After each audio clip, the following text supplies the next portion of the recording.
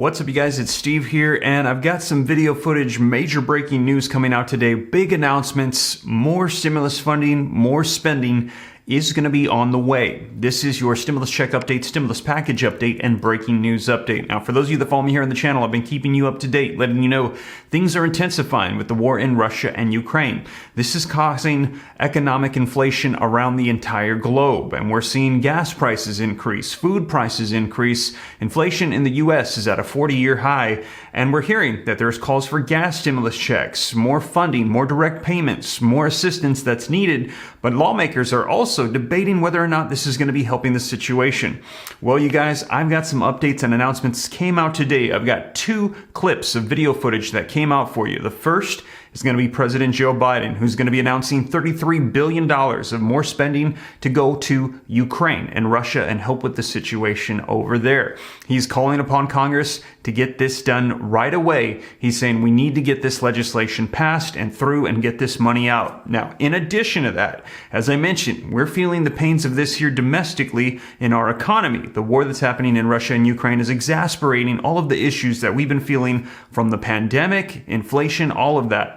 Well, we have Speaker of the House Nancy Pelosi and Senate Majority Leader Chuck Schumer that came out making a statement, and they said that there is more legislation on the way that's going to be dealing directly with the domestic issues that we're feeling at the pump. We're going to be hearing from them as they're saying they're going to be holding oil companies accountable for price gouging the American people at this time. And we've heard Nancy Pelosi say that the number one provision she believes is going to be helping out people with these high gas prices is gas stimulus checks. I've kept you up to date on all of those here on the channel, federal level and state level, as we're seeing a lot of them proposed, many passed on state levels going out. I'll keep you up to date on that, but you guys, these announcements coming out today as things are ramping up, as Congress is back in session, and we're hearing they want to get all of this done right away, especially before those midterm elections. So you guys, a lot of video footage. Let's go ahead and dive right in. We'll start off with President Joe Biden, then we'll take a look at Senate Majority Leader Chuck Schumer and Speaker of the House Nancy Pelosi. But before we do, also wanted to mention the second channel has more content coming. If you missed my last video on Elon Musk buying out Twitter, go ahead and check it out. There's a lot of people saying this means a lot for freedom of speech, former President Donald Trump's Twitter account, and investors interested in seeing that stock go to the moon with Elon Musk. Check out that video at the Steve Ram Finance channel. I'll pin a comment down below if you're interested in subscribing. You can click the link, go subscribe for those interested in learning about growing wealth and personal finance. But let's dive into the latest updates on stimulus. And before we do me a quick favor, just takes a second. Don't forget, smash that like button for the YouTube algorithm. Helps me out a ton. I appreciate it. Thank you so much. Leave your comments, share this out. If this is your first time here and you like to stay up to date, totally free to do so. So why not? I'll keep you up to speed on everything going on. Just hit that subscribe button, turn on that notification bell. If you got any specific questions for me, shoot them to me in the DM on Instagram at SteveRam3. And with that being said, you guys, let's go ahead and dive right in. In the past 2 months, Russia launched its brutal attack and has moved weapons and equipment to Ukraine. We've moved weapons and equipment to Ukraine in record speed. Thanks to the aid we provided, Russian forces have been forced to retreat from Kyiv. Doesn't mean they're not going to try to come back, but they've retreated thus far. We've sent thousands of anti-armor, anti-missiles, helicopters, drones, grenade launchers, machine guns, rifles, radar systems, more than 50 million rounds of ammunition. The United States alone has provided 10 anti-armor systems for every Russian tank that is in Ukraine, 10 to 1. We're providing Ukraine significant, timely intelligence to help them defend themselves against the Russian onslaught. And we're facilitating a significant flow of weapons and systems to Ukraine from our allies and partners around the world, including tanks, artillery, and other weapons. That support is moving with unprecedented speed. Much of the new equipment we've announced in the past 2 weeks has already gotten to Ukraine, where it can be put to direct use on the battlefield. However, we've almost exhausted what we call, the fancy phrase, the drawdown authority that Congress authorized for Ukraine in a bipartisan spending bill last month. Basically, we're out of money. And so that's why today, in order to sustain Ukraine as it continues to fight, I'm sending Congress a supplemental budget request. It's going to keep weapons and ammunition flowing without interruption to the brave Ukrainian fighters and continue delivering economic and humanitarian assistance to the Ukrainian people. This so-called supplemental funding addresses the needs of the Ukrainian military during the critical weeks and months ahead. And it begins the transition to longer-term security assistance that's going to help Ukraine deter and continue to defend against Russian aggression. This assistance would provide even more artillery, armored vehicles, anti-armored systems, anti-air capabilities that have been used so effectively thus far in the battlefield by the Ukrainian warriors. And it's going to deliver much-needed humanitarian assistance as well as food, water, medicine, shelter, and other aid to Ukrainians displaced by Russia's war, and provide aid for those seeking refuge in other countries from Ukraine. It's also going to help schools and hospitals open.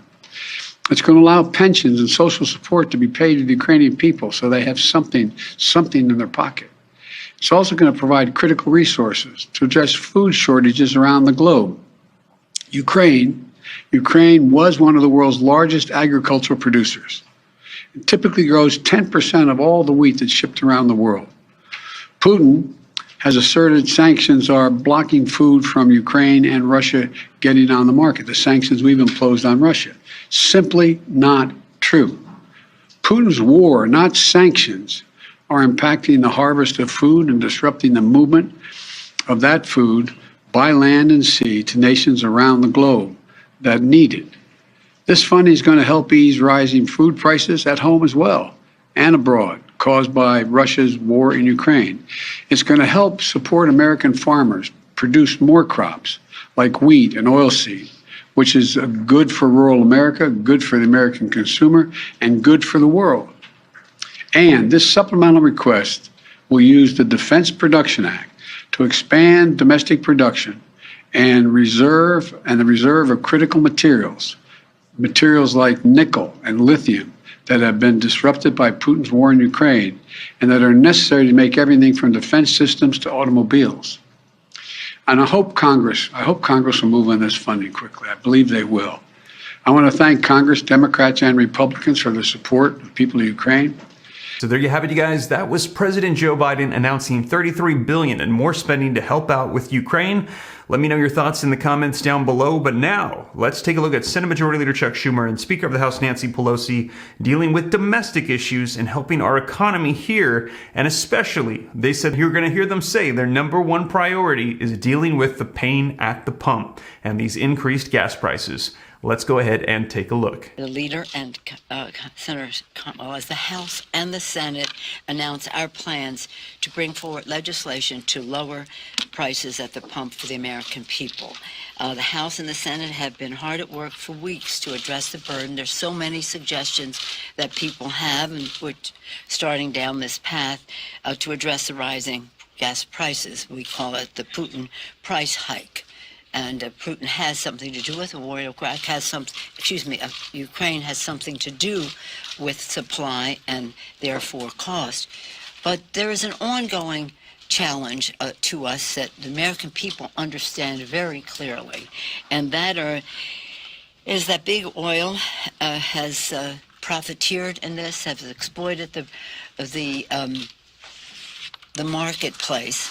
This past year, what the report is, they've made over $200 billion in profits. You talked about that on the floor of the Senate yesterday. I'm sure you will hear today. But they are hoarding the windfall while keeping prices high for people at the pump. In this time of war, at any time, there's no excuse for big oil companies to profiteer, to price gouge, or exploit families. That is why Democrats are moving forward with forceful action that will stop and hold accountable oil and gas companies for profiteering and manipulating markets. This is a top priority for all of us. The House and Senate are putting together our bills, led by Mr. Pelosi in the House and Chairwoman Cantwell in the Senate. We are confident that what we pass will be signed by the President, we think, and will be strong, tough, and effective. We are laser focused on lowering costs at the pump and across the board, not just at the pump. To that end, we're continuing our conversations to lower food prices. Yesterday, the Agriculture Committee held a hearing to hold meatpacking conglomerates accountable for unfair practices that hurt ranchers and push up prices. Here's the thing. There are many aspects to this, but the price of gas and the price of oil have an impact on the price of many other things, including the price of food. So lowering cost at the pump, lowering cost at the kitchen table, that's what Democrats are about.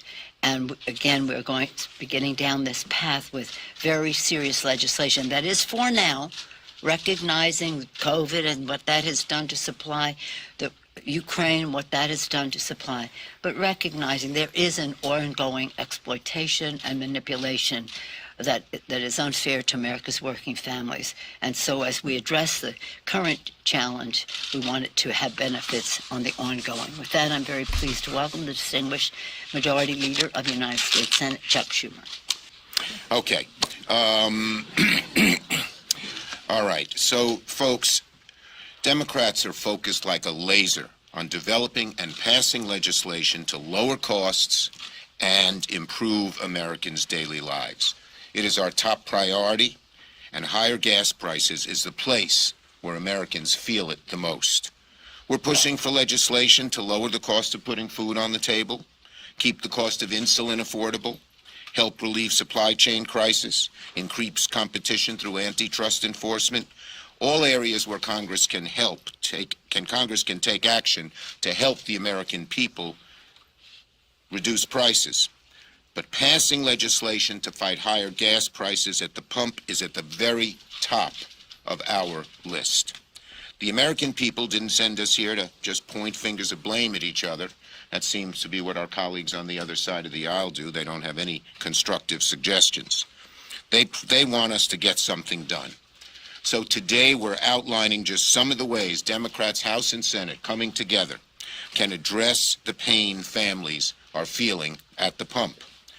Americans know that Russia's unprovoked, vicious, nasty, bitter invasion of Ukraine has contributed to higher prices at the pump.